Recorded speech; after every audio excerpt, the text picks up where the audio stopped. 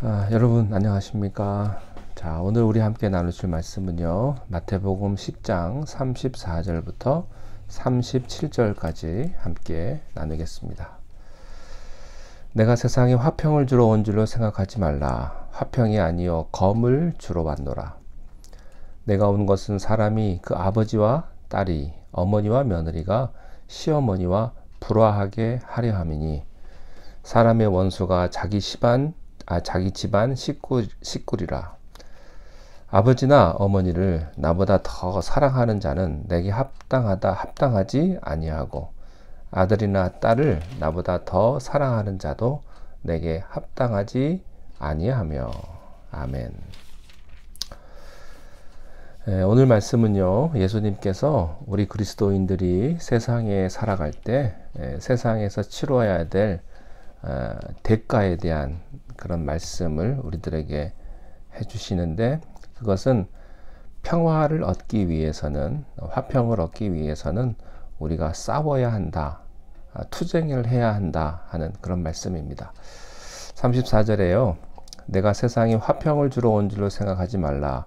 화평이 아니요 검을 주러 왔노라. 이렇게 말씀하고 있습니다.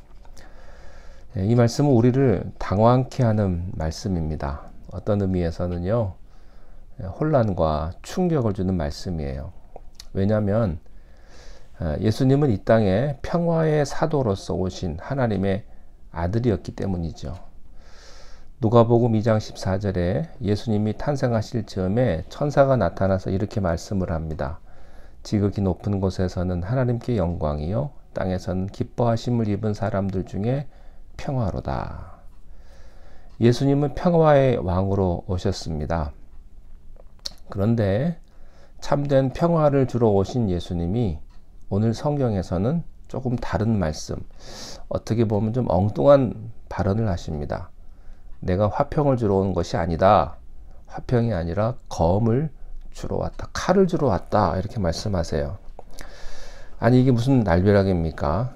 굉장히 놀라게 하는 말씀이세요. 그런데요, 이 말씀 속에 우리는 놀라운 복음의 비밀이 담겨져 있다는 것을 알 수가 있습니다. 여기 이 검이란 뜻이 무엇이겠습니까? 전쟁, 투쟁을 의미하죠.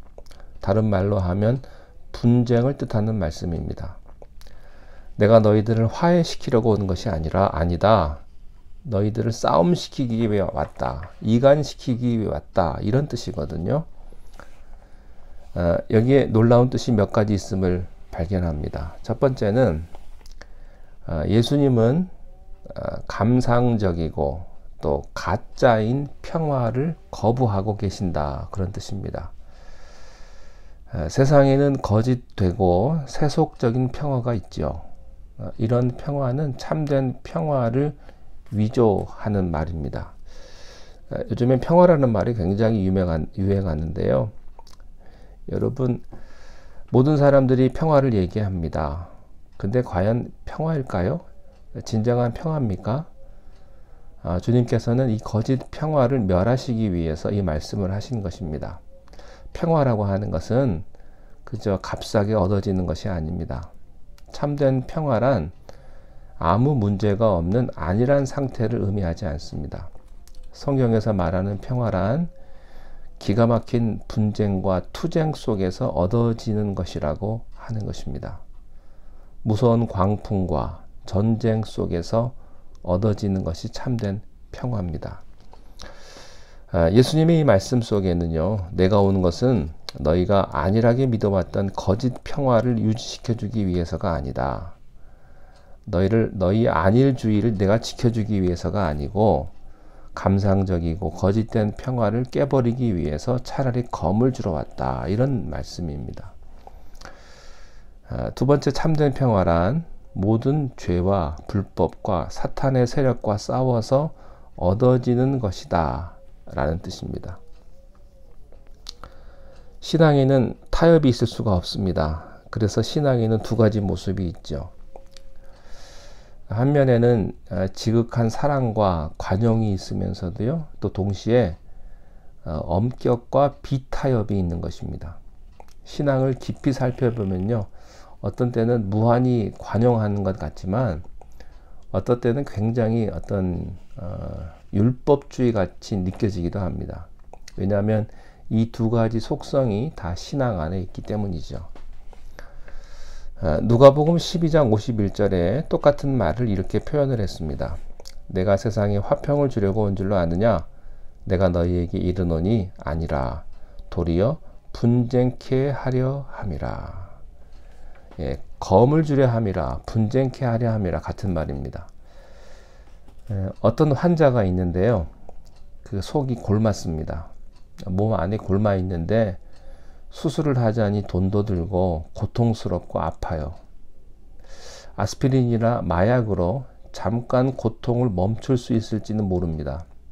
그러나 진정으로 그 사람을 사랑한다면 수술하게 해야 합니다.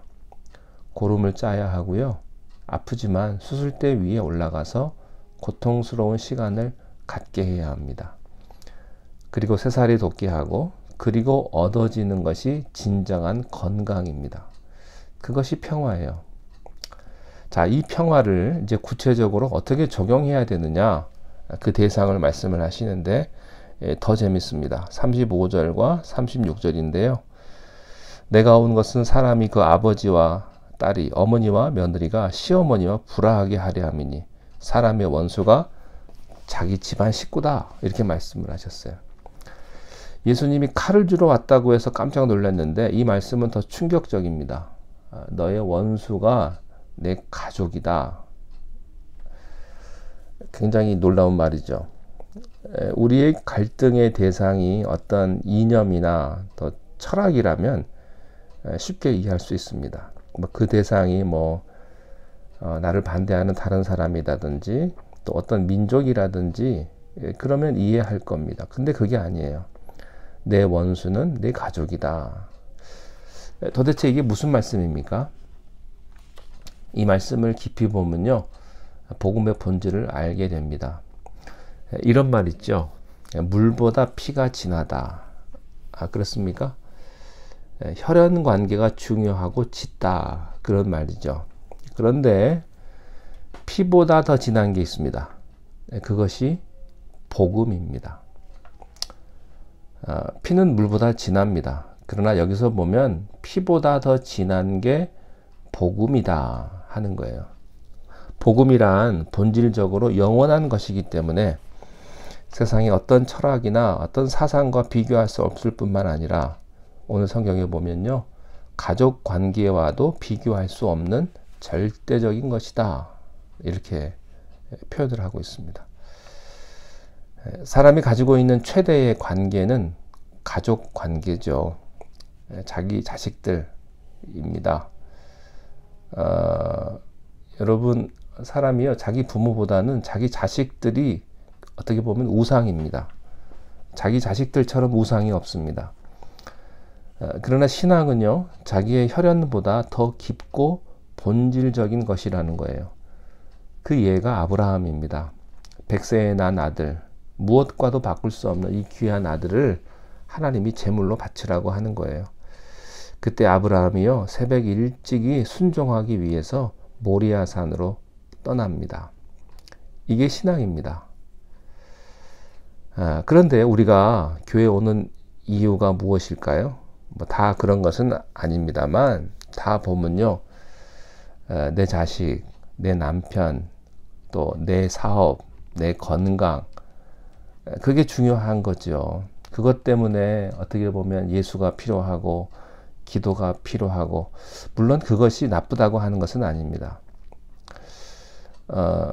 그렇지만 복음은 그것보다도 한 차원 더 높은, 더 깊은 의미가 있는 거예요. 성경에서는요, 우리가 가장 중요하게 생각하는 가족 관계보다도 복음은 더 본질적인 것입니다. 신앙이라고 하는 더 영원한 가치가 있는 것이라고 여기서 말씀을 해주십니다. 그런데 우리에게 복음이란요, 좀 너무 시시하고요, 어떻게 보면 째째합니다. 우리를 보면요, 복음이 참 어떻게 보면 되게 시시해요. 어떠세요? 여러분의 하나님이 그렇게 시시하고 째째하십니까? 여러분의 성격 하나 고치지 못하는 하나님, 여러분의 죄 하나 고치지 못하는, 해결하지 못하는 하나님이라면 우리가 하나님 믿을 필요가 뭐가 있겠습니까? 내 문제 하나 해결하지 못하는 하나님이라면 그분이 과연 하나님이겠습니까? 우리는 교회에도 오고 또 기도도 합니다. 또 그렇게 말씀도 들었지만 나 하나 변화시키지 못했다면 그 하나님은 너무 나약한 하나님 아닙니까? 별로 별 볼 일 없는 하나님. 돈으로 따진다면 100불의 가치도 없는 하나님. 우리는 사실 그렇게 무능한 하나님을 믿고 있는 거죠. 마음으로는 하나님은 절대적이고 위대하다고 말을 하는데, 그러나 실제적으로 내 삶을 보면요, 하나님은 나에게 어떤 영향력도 끼치지 못하는 그렇게 무능한 하나님이라고 우리 자신이 그렇게 증거하고 있지 않습니까? 하나님은 과연 그런 분이십니까? 여러분, 큰 하나님은 크게 믿어야 합니다. 위대한 하나님은요, 위대하게 믿어야 하죠. 하나님은 우주를 창조하신 위대한 분이십니다. 우리를 만드신 분이세요. 저는요, 하나님이 우리 모두의 나쁜 습관도 하나님이 고칠 수 있다고 믿습니다. 그게 하나님을 믿는 바른 태도죠. 여러분이 하나님을 위대하다고 믿는다면 여러분이 하나님을 위대하게 생각하시고 위대하게 만드셔야 합니다. 성경은요, 가족보다 더 본질적이고 영원한 것이 복음이라고 말씀을 합니다.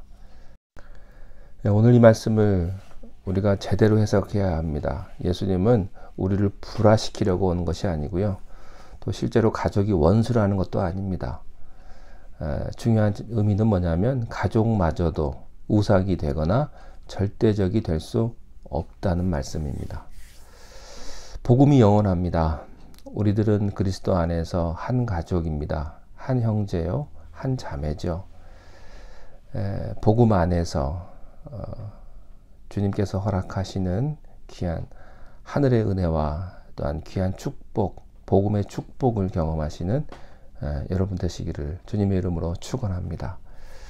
기도하겠습니다. 하나님 아버지, 오늘 주신 말씀을 인하여 감사합니다. 세상이 주는 가짜 평화가 아니고 하나님께서 주시는 하늘의 평화를 우리가 누리게 하여 주시옵소서. 잠깐은 편안할 수 있지만 하나님께서 주시는 참 평화는 하늘로부터 오는 귀한 것임을 우리가 믿습니다. 힘들고 어렵고 또 고통스러운 상황 속에서도 하나님께서 주시는 참 안식과 참된 평강의 축복을 누리게 하여 주옵소서. 예수님의 이름으로 기도하옵나이다. 아멘.